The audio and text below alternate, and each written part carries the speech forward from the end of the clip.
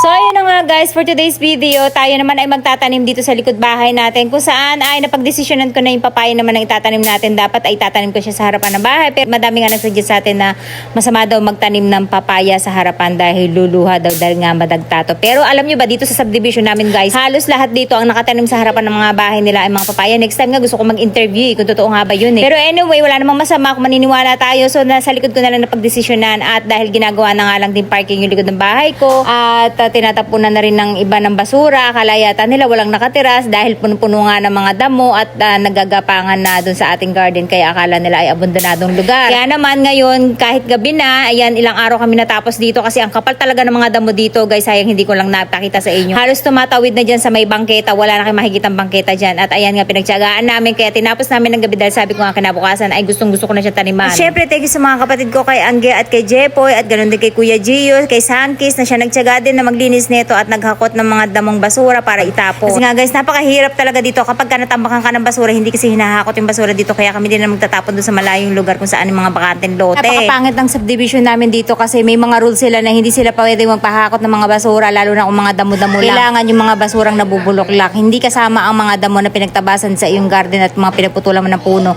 Kaya nakakabwisit minsan kasi gagastos ka pa talaga. Kaya yung ang kotse ko, Diyos ko, kala mo basurahan na guys, dahil nga sinasampahan na namin ng mga sako-sakong mga damo, maitapon lang namin sa malayo. Ayan guys, ang gagawin natin ngayong tanghali na, yes, and then minute bigla dahil makulimlim, sabi ko gagawin na natin. Pero since nandito na tayo, gagawin na natin.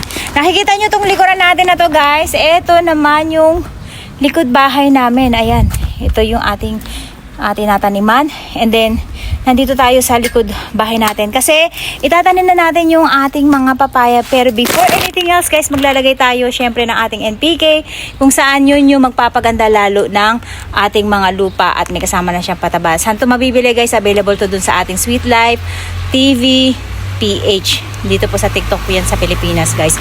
At napakaganda nito guys, pang conditioning ng inyong lupa bago nyo sila taniman. So ayan si kapatid, bago siya umuwi ng Maynila guys, ginagawa ko, pinapatulong ko na muna siya.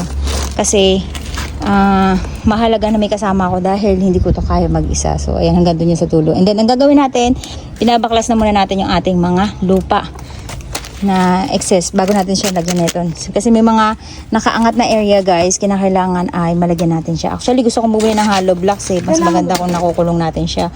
Ang problema kasi, ang mahal mag-order ng hollow blocks plus yung deliver. Doon mo siya idalhin guys sa isang susulok na yun para sama-sama ko siya padadampot kay Kuya Gio. Kukunin ko lang yung kalaykay para kabilaan tayo. So ayan guys, before and after natin, papakita natin ginawang parking kasi yung harapan ng kotse ko. Anong parking ng ang gate ko. So ayan, hanggang dito lilinisin natin para makita niyo yung before and after natin bago natin siya mataniman. So ayan, ganyan yung itsura nila, and then after ilang buwan na makikita niyo napakaganda ng itong ating mga papayang itatanim dito. So dito naman ginawa natin ay kinakalagay natin yung mga bato-bato. Ito yung ginagamit ko pansuyod at importante dun sa akin sa pagpa-farming. Kahit sa Japan guys, gumagamit ako nito. At meron nga akong dala nun para dito sa Pilipinas, hindi ko lang nadala sa kahon. Kaya the best to guys, kung mahilig kayo magtanim-tanim kasi kailangan nyo talaga to para maalis yung mga bato-bato. Sa mga magtatanong guys kung saan siya mabibili, pwede kayo pumunta sa aking TikTok shop, sa ating Sweet Life TV PH yan sa Pilipinas. At pwede nyo po tingnan doon kung ano-ano yung mga ginagamit ng lola nyo sa gardening. At sa pagmumukha ko, doon ko lang po talaga lahat nilagay doon sa ating showcase. So ano ang purpose nito guys? Ito guys yung natin ng ating mga damo, yung ay mga dahon na nalaglag sa puno. Plus, ito rin po yung ginagamit ko kapag nagtatasas ako ng mga bato para maging pino yung ating pinagtataniman. Ayan, nakikita nyo, nasala natin yung ating mga batong malalaki. From there, di ba? Napaganda natin yung quality dun sa ibabaw. Kasi pagka nilagyan natin to ng takip, kinakailangan ay wala tayong mga bato-bato na possible na tumusok kapag nauulanan at magbubutas-butas yung ating mga plastic. So meron tayong gagamitin din na pambalot sa kanila. As of now wala pa kasi dahil pinapa-order ka pa sa Japan. Yun po ay napakatibay pang outdoor. Yun yung ginamit natin carpet dun para sa ating tapat ng. Pero yung gagamitin natin for the meantime ay yung ating mulch film na siyang ginagamit natin ayan sa pagtatanim natin ng ating mga gulay. So ayan guys, pagka-flat natin ng lupa, ang ginawa ng lola nyo dyan ay binasakan na muna. Syempre hinaligan din natin siya ng NPK pala. And then saka natin binalutan sa ibabaw ng ating plastic mulch para yan po ay maiwasan natin yung mga So ayan guys, kung makikita nyo, pinorma na natin yung ating mga papaya. So ayan, ganyan magiging itsura ng ating mga tanim na papaya. Naka-alternate tayo. Dito, iniwas natin yung isang papaya natin kasi pag lumago yung damo nila, dito, pag dito natin siya inuna, possible na maharangan ng dahon yung ating mga entrance. Kailangan na medyo nakalihis siya. And then dito sa may pinaka-gate natin ay yung ating marigold. And ipapasimentohan natin to para hindi tayo tubuan ng damo. So ayan, ganyan ang itsura niya guys. Kung makikita nyo, alternate siya. And then iba-ibang kulay na yung ginawa natin. May yellow, may orange at yung red natin na marigold. Kasi nga sabi ko nga sa inyo ay pang ano yan, pantaboy ng insekto. And then pagdating dito, tataniman din natin siya ng isa pang maybe papaya dito sa area na to. And then, lalagyan natin siya ng marigold sa part ng gitna. Ayan. So, lilinisin natin to after natin magawa to. So, ang gagawin natin, babaklasin natin to guys. Kasi masyado siyang malaki yung lupa niya, no? So, ilalas natin yung lupa. So, gagawin nyo to guys kapag kayo ay magtatanim. Make it sure ay bandang hapon na. Palubog na yung araw. So, magbabawas tayo guys ng lupa. Pag gusto nyo guys magtanim ng pantakip ng mga damo, kung kayo ay nai-stress, ay marigold po ang itanim nyo. Napakaganda po na itong pagapangin.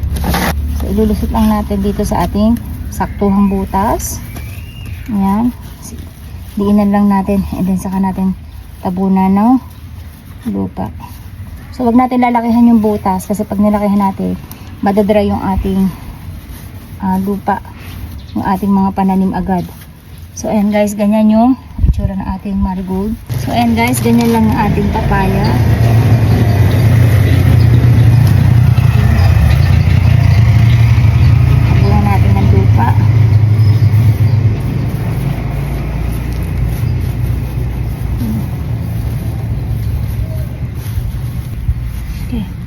Ayan na yung ating mga papaya. So ayan guys, tatapusin lang natin to at i-update ko kayo after natin siya matapos hanggang dun. The next day. So yun na nga guys, pagkalipas ng 4 na araw yata to bago ko to na videohan ulit. Ayan, ganyan na yung itsura niya. Makikita nyo guys, hindi pa masyadong nagiging healthy yung ating papaya kasi ina-adapt pa nila yung lupa. Ganyan talaga yung bagong transplant. So ganyan din yung mga una natin tanim na talong, kamatis. Pero after guys ng mga 2 weeks ay healthy na sila. At ang ginagawa ko, binabawasan ko rin yung kanilang mga dahon na luma. Tapos ginagawa din natin kasama ng ating pataba kasi healthy din po. At ayan nga, finally malinis na rin yung ating bakuran at hindi na rin tayo pinaparkingan kasi nga may nakapark na ng kotse ni Kuya Gio dyan. Plus malinis na yung harapan natin so siguro nahiya na rin. At the same time, hindi naman dahil sa nagdadamot ako na magpapark dito kasi minsan may ginagawa ako dyan or nagdidilig, baka mamaya madisgrasya ko pa yung sasakyan nila. Kaya pasensya na po doon sa mga nakikipark.